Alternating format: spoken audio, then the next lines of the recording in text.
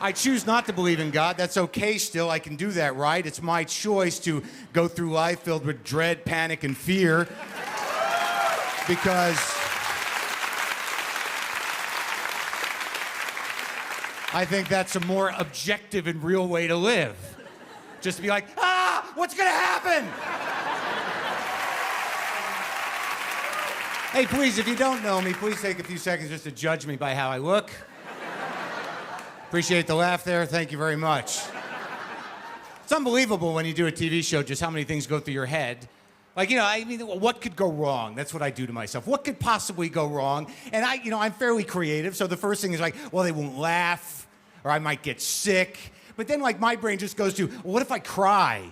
Or what if I pee my pants? What if I just spontaneously human combust right on stage? Then I thought, if I do any one of those things on the internet, this would be much more popular than anything I'm gonna do in the next 20 minutes.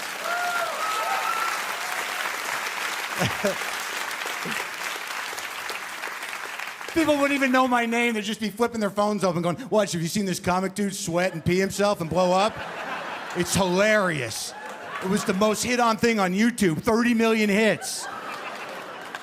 And that would be my legacy, the peeing guy who blew up. That's all they know. I didn't really plan on keeping this look. I've had this for about, it's coming up on a year. I generally grow this beard out around Christmas. And then I like to go to malls dressed as Jesus. And what I do is generally walk through the mall just saying, no, no.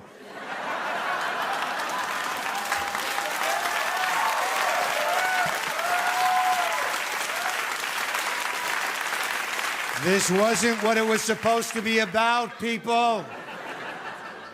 But if there's a Santa at the mall, I'll walk right up to him and I'll go, listen, fat man, you're just a clown at my birthday party.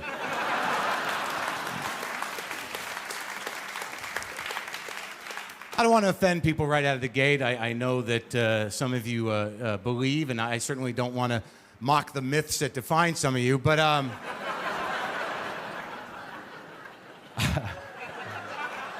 I choose not to believe in God. That's okay still. I can do that, right? It's my choice to go through life filled with dread, panic, and fear.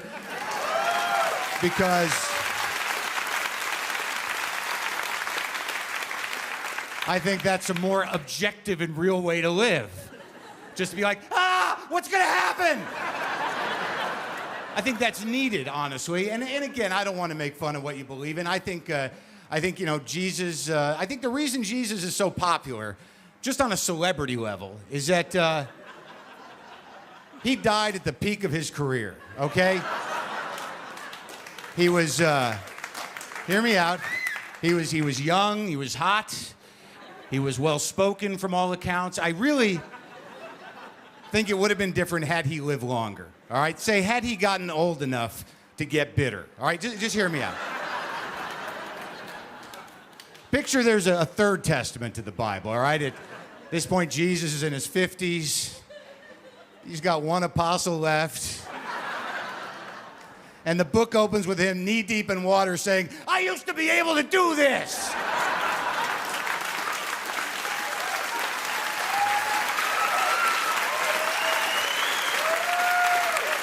Yeah. The apostle's saying, come on, don't yell at the water, Jesus. Come on in. It's not your day, buddy. Come on. People are gathering for the wrong reason. Can we just go? Please. Please, let's go to the deli. We'll have a sandwich. We'll try again tomorrow. Come on. Come on. But yes, you are God. Come on.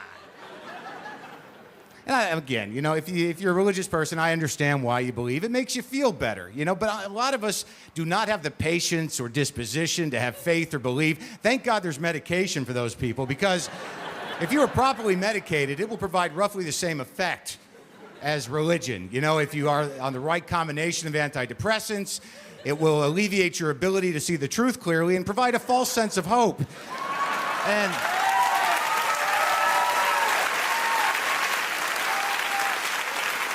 come on. My dad is actually a manic depressive, which is very exciting half the time. The other half, not so exciting. I don't know if you know the thrill of having a manic in your life, the delusional phone call with the big plans at 3 in the morning.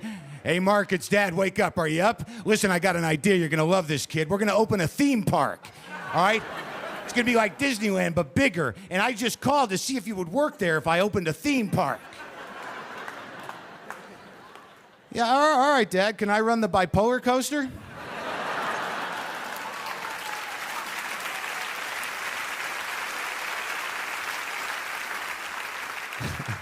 Listen, I tell you what, call me when you're crying, okay?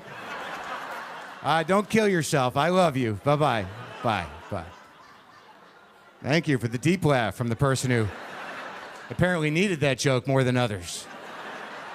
I'm just saying, a lot of people are on medicine they don't need to be, because let's be honest, folks, it isn't easy for anyone. And I think in most cases, the only difference between depression and disappointment is your level of commitment.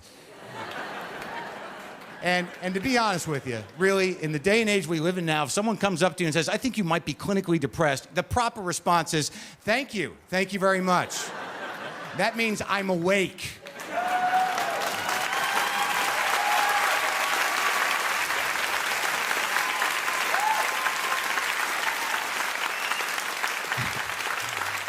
Is there any indication we shouldn't be depressed? Are you living on the same planet that I am?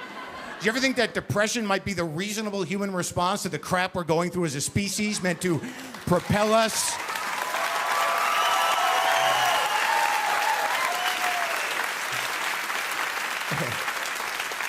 Meant to propel us into the next evolutionary step, or at least into taking some different course of action so we might survive? Do you ever think that maybe it's the happy people that are really screwed up in the head? Where's that spin on the situation?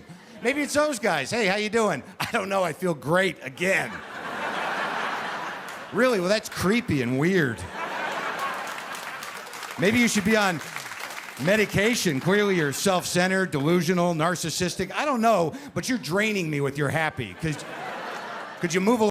I travel a lot. I do comedy. I got nothing to complain about, really. You know, it's a good job.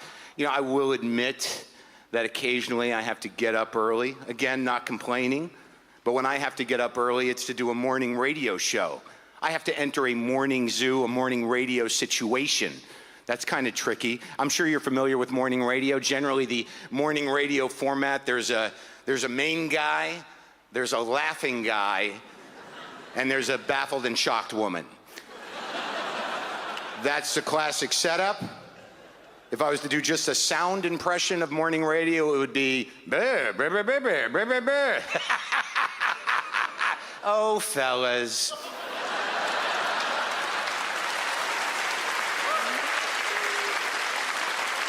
So, here's the story. I was in Cleveland. Let's make it Cleveland. Doesn't matter, all right? I was in Cleveland. I had to get up at 5:30 for morning radio. Now, I don't care what you do or what your life is or who you are. 5:30 is bullshit. It's bullshit if you wake up for it. It's bullshit if you've been up all night for it. What is 5:30? Is it night? Is it day? It's bullshit. Of course, if you've been up all night for it, you probably have other problems. All right? If you see 5:30 happen, there's a 90% chance you're going to be saying to some other guy in the room, should we call the guy and get more? 90% chance. And then that guy will say, no, man, it's morning. And you'll say, I need a breakfast bump. Don't be an asshole. And he'll say, you have a fucking drug problem. And I'll say, fuck you, I have a drug problem? I just listened to you talk about your guitar for 4 hours. You're going to tell me I have a drug problem, asshole? In my apartment? Get out. I'm calling the guy. Sorry, flashback. I apologize. All right, so here's what happens. I get up at 5:30 to do morning radio. I wake up, I'm groggy, I'm barely awake, all right? I'm half awake. Let's go with that, half. And I realize I've forgotten my toothbrush, all right? So some part of me says, what's wrong with you, you idiot? You forgot your toothbrush? You're a professional traveler. What are you, a moron? How could you forget your toothbrush? And the other part of me is like, hey, why don't we stop yelling? I just woke up. And the other part of me is like, you shut up, you idiot. This is on you. You forgot it. And the other part of me is like, really, you gotta relax. And then a voice I don't recognize goes, oh, fellas. And I'm like, oh my God, am I there already? Am I there already? And then I realize, all right, if I call the front desk, if you call the front desk of a hotel, they will, and ask them for a toothbrush, they'll give you like half a toothbrush. It's not a real toothbrush, it's like a facsimile of a toothbrush, but it'll get you through until you get to a drugstore to get a real toothbrush. But part of you will think like, why do they even give these out? They're not even real toothbrushes. Another issue, another joke. Now, So I call up the front desk at 5:30. You know what? Let's make it a few minutes later, because I know some of you might be out there thinking, well, you woke up at 5:30, you had the conversation with yourself. That must have taken a few minutes. So if we're going to believe the credibility of this story, you might want to up the minute count on the phone call, or else it's sort of bullshit. Am I right? All right, so 5:36, I call the front desk of the hotel. No one answers the phone. That's a lonely feeling. Why is there no one answering the phone at the front desk of a hotel? There's always supposed to be someone at the front desk of a hotel. What's happening down there? That's weird. What was weirder was my first thought when no one answered the phone at the front desk was, oh, fuck, zombies. All right, this was a real fear. I was not trying to make myself laugh. It was a genuine fear in that moment. I don't know what that says about us as a people, as a culture, that I had a genuine fear of zombies, but I know it was genuine because there were thoughts that followed, and those thoughts were, how many more are left like me? Should I be stockpiling food? Do I need a weapon of some kind? And then I remember distinctly taking a deep breath and thinking, I'm not prepared to lead. I sure hope there's an alpha male out there with a rudimentary sense of tribalism that can lead me and a multi-ethnic crew of frightened people through this post-apocalyptic zombie landscape, or I'm food. I'm food. I'm food in like 5 minutes if that guy's not out there. And then right in the middle of all this thinking, a woman picks up the phone and says, hello, can I help you? I'm sorry to keep you waiting. And I said, what's going on down there? And she said, sir. And I said, why didn't you answer the phone? Are we in trouble? And she said, no, sir. Can I help you with something? I had other calls. I said, I need a fucking toothbrush. And she said, there's no reason for that language, sir. I'll send one up. And I said, no zombies. Now, I realized in that moment that I had said that out loud to a human being.